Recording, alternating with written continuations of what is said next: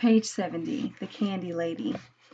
On Fridays, our grandfather takes us to the Candy Lady's house, even though our grandmother worries he's going to be the cause of our teeth rotting right out of our heads. But my grandfather just laughs, makes us open our mouths to show the strong herby teeth we've inherited from his side of the family. The three of us just stand there, our mouths open wide, strong white teeth inside, and my grandmother has to nod, has to say, "They're lucky," before sending us on our way. The Candy Lady's small living room is filled with shelves and shelves of chocolate bars and gumdrops, Good and Plenty's and jujubes, moon pies and Necco wafers, lollipops and long red licorice strings. So much candy that it's hard to choose until our grandfather says, "Get what you want, but I'm getting myself some ice cream." Then the Candy Lady, who is gray-haired and never smiles, disappears into another room and returns a few minutes later with a wafer cone, pale yellow lemon chiffon ice cream dripping from it. Outside, even this late afternoon, the sun is beating down, and the idea of lemon chiffon ice cream cooling us even for a few minutes makes us all start saying at once, "Me too, Daddy! Me too, Daddy! Me too!"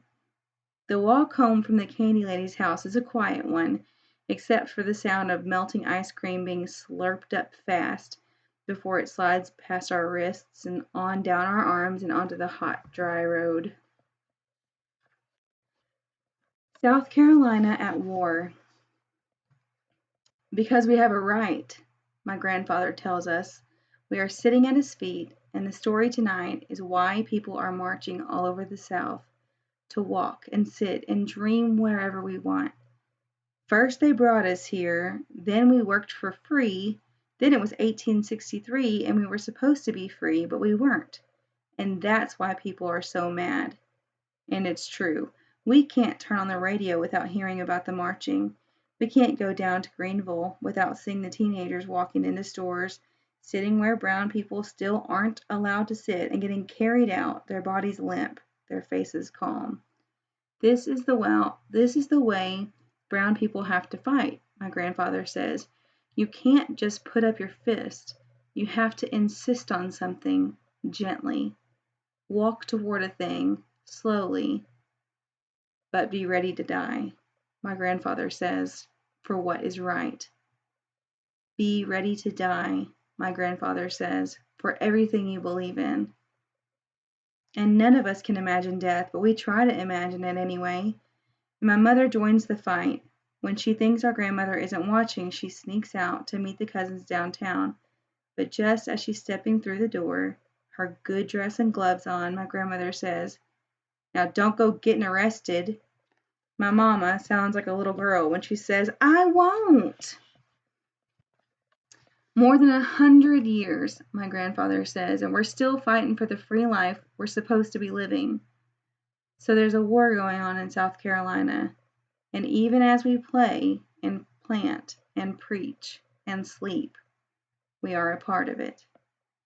Because you're colored, my grandfather says, and just as good and bright and beautiful and free as anybody, and nobody colored in the South is stopping, my grandfather says, until everybody knows what's true. The training. When my mother's older cousin and best friend, Dorothy, comes with her children, they run off saying they can't understand the way Hope, Dell, and I speak. "Y'all go too fast," they say. "All the words get all pushed together." They say they don't feel like playing with us little kids, so they leave us to walk the streets of Nickeltown when we can't leave the porch. We watch them go, hear Cousin Dorothy say, "Don't you knuckleheads go get into trouble out there."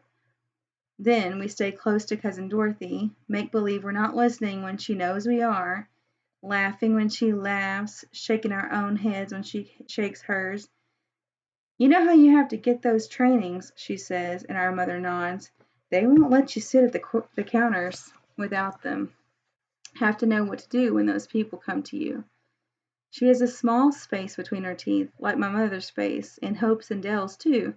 She's tall and dark-skinned, beautiful and broad-shouldered.